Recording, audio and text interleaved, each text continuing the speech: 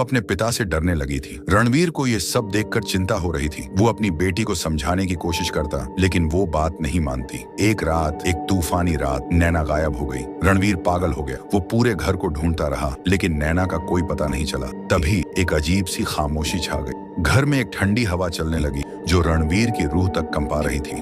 धीरे धीरे एक आवाज सुनाई दी, एक बच्ची की हल्की सी हंसी। वो आवाज नैना की थी, लेकिन उसमें एक डरावनी गूंज थी। रणवीर की आंखें चौड़ी हो गईं। वो धीरे धीरे उस आवाज की तरफ बढ़ा। एक कमरे से वो आवाज आ रही थी। जब उसने दरवाजा खोला तो उसके पैरों में जैसे जान ही नहीं रही। कमरे के बीच में नैना खड़ी थी, लेकिन उसकी आंखें लाल थीं और चेहरा उस सपने वाले पिता जैसा हो गया था। रणवीर की चीख घर में गूंजी। उस रात के बाद न तो रणवीर को देखा गया और न ही नैना को। बस उस पुराने बंगले में एक सन्नाटा पसर गया, जो कभी कभी रात के अंधेरे में एक बच्ची की हंसी से टूटता था। एक ऐसी हंसी जो रूह तक कंपा देती थी।